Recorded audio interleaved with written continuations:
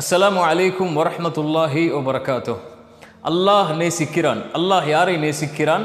இன்னல்லாஹ யுஹிப்புத் தவ்வாபீன். அல்லாஹ் தௌபா உடையவர்களை நேசிக்கிறான். இதை நாம் பார்த்து விட்டோம்.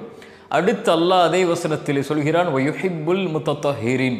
அல்லாஹ் தூய்மையானவர்களை நேசிக்கிறான். உள்ளத்தாலா உடலாலா இரண்டிலும் தான். ஆனால் இந்த வசனம் ஏற்றமானது. உள்ளத்தால் தூய்மையானவர்களை அல்லாஹ் நேசிக்கிறான். எதற்கு பிறகு?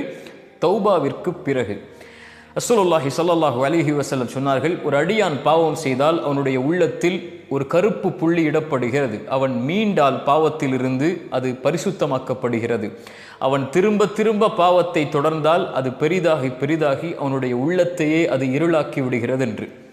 பாவங்கள் அதிகமானால் உள்ளம் இருளாகும். உள்ளம் இருளானால் அல்லாஹுடைய வெளிச்சமோ குர்ஆனுடைய வெளிச்சமோ தீனுடைய வெளிச்சமோ ஈமானுடைய வெளிச்சமோ நுழைய முடியாது. இமாம் ஷாஃபிஈ இமாம் மாலிக் அவர்களுடைய மாணவர் ஆசிரியர் இமாம் மாலிக் அவர்கள் தன்னுடைய மாணவர் இமாம் ஷாஃபிஈயை பார்த்து சொன்னார்கள், இமாம் ஷாஃபிஈ, உன்னுடைய உள்ளத்தில் அல்லாஹ் அவனுடைய வெளிச்சத்தை கொடுத்திருப்பதை பார்க்கிறேன். ஒருபோதும் பாவம் என்ற இருளால் இருளாக்கி விடாது அந்த வெளிச்சத்தை என்று. சுப்ஹானல்லாஹ்.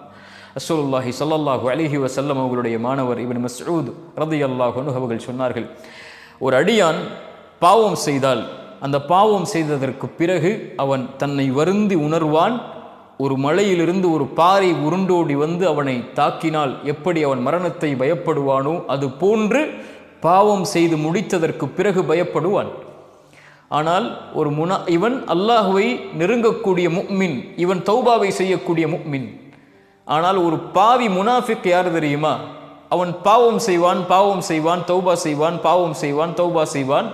ஆனால் அவனுடைய உணர்வு, அவனுடைய மூக்கில் ஒரு ஈ உட்கார்ந்து சென்றால் எதுவோ அது போன்றுதான் இருக்கும் என்று. இது யாருடைய நிலைமை?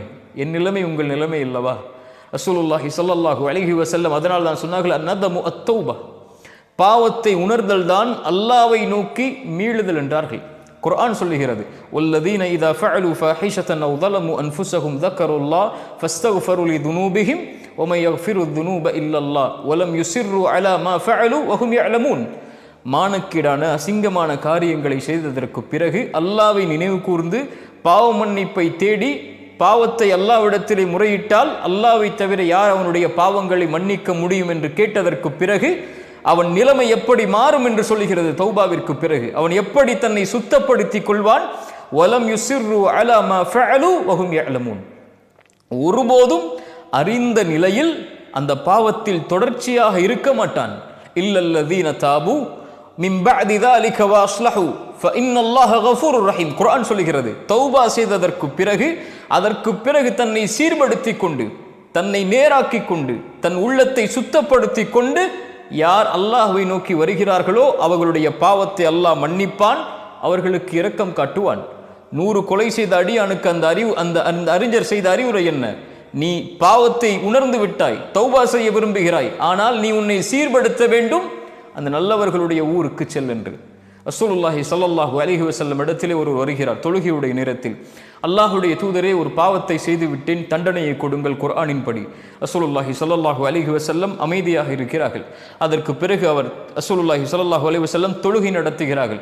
அவரை தொழுகுமாறு ஏவுகிறார்கள். அவரும் தொழுகிறார். தொழுது முடித்ததற்கு பிறகு அல்லாஹுடைய தூதரிடத்திலே வருகிறார். யா ரசூலல்லாஹ், நான் தண்டனையை கேட்டேன். அல்லாஹுடைய தூதர் ஸல்லல்லாஹு அலைஹி வஸல்லம் சொன்னார்கள், எங்களோடு தொழுதீர்களா என்று. ஆம் என்று சொன்னார். ரசூலுல்லாஹி ஸல்லல்லாஹு அலைஹி வஸல்லம் குர்ஆனுடைய ஒரு வசனத்தை சொன்னார்கள், நன்மைகள் பாவங்களை போக்கிவிடும் என்று. நீ பாவத்தை செய்து விட்டாய், மனம் திருந்தி வந்திருக்கிறாய் தண்டனைக்காக, ஆனால் நீ செய்த நன்மையில் நீ தொடர்ச்சியாக இருக்கப் போகிறாய் என்ற காரணம் அந்த பாவத்தை அழித்து விட்டது, நீ செல் என்றார்கள். இந்த 2 செய்திகளும் எதை சொல்லுகிறது? ஒரு அடியான் பாவம் செய்து விட்டால், அல்லாஹ்விடத்திலே மீண்டு விட்டால், அவன் தன் கல்பை பரிசுத்தப்படுத்த வேண்டும். அந்த கல்பு அல்லாஹ்வை அஞ்சி விட வேண்டும், பாவத்திலிருந்து தூய்மையாகி விட வேண்டும். மறுபடியும் அந்த பாவத்தை நோக்கி திரும்புவதை, நெருப்பில் விழுவதை போன்று அவன் வெறுக்க வேண்டும்.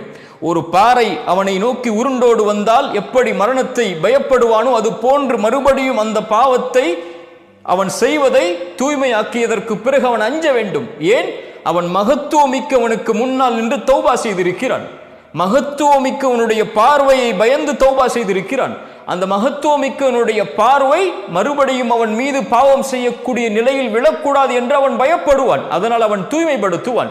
அந்த மகத்துவத்தை ஒருபோதும் அவன் சாதாரணமாக நினைத்து விட மாட்டான். நம்மில் பலர் நினைப்பதைப் போல அல்லாஹ் பாவங்களை மன்னிப்பான், பாவம் செய்து கொண்டே இருக்கலாம். யா அஹி யா உக்தி, அல்லாஹ்வுடைய மகத்துவத்தை தரக்குறைவாக பார்க்காதே.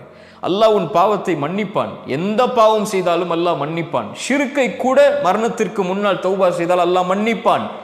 ஆனால் அல்லாஹ்வை கேலியாக்குவதா?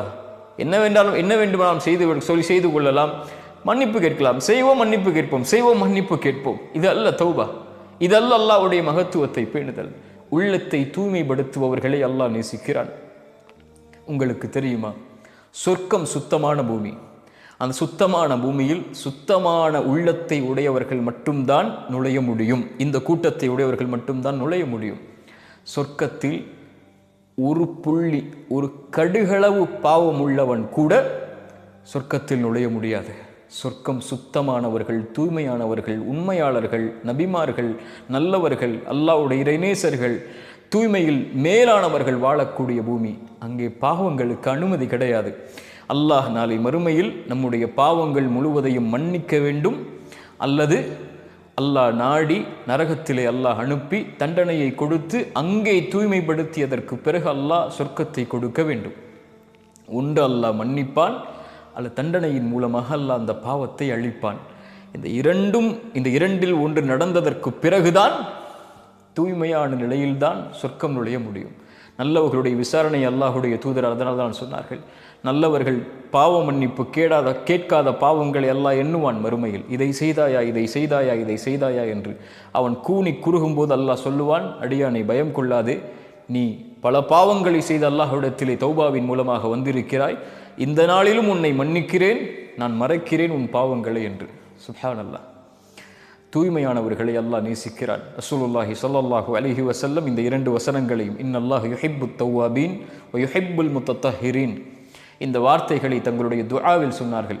ரசூலுல்லாஹ் சொன்னார்கள், ஒருவர் உது செய்து விட்டு யார் ஒருவர் அஷ்ஹது அல்லா இலாஹ இல்லல்லாஹ் வஹ்தஹு லா ஷரீக லஹ் வ அஷ்ஹது அன்ன முஹம்மதன் அப்துஹு வ ரசூலுஹு என்று கூறி, அல்லாஹும்ம ஜஅல் தவ்வாபீன் வ ஜஅல்னி மினல் முத்தத்தஹிரீன், யா அல்லாஹ் என்னை தௌபா உடையவர்களில் ஆக்கு, உன்னை நோக்கி மீண்டு வரக்கூடிய மக்கள் என்னை ஆக்கு, என்னை தூய்மையானவர்களில் ஒருவராக ஆக்கு, என் கல்பாலும் உள்ளத்தாலும் உடலாலும் என்று பிரார்த்தனை செய்கிறார்களோ சொர்க்கத்துடைய எந்த வாசல் வழியாகவும் அவர் நுழைந்து கொள்ளலாம் என்று அல்லாஹுடைய தூதர் ஸல்லல்லாஹு அலைஹி வஸல்லம் அவர்கள் சொன்னார்கள்.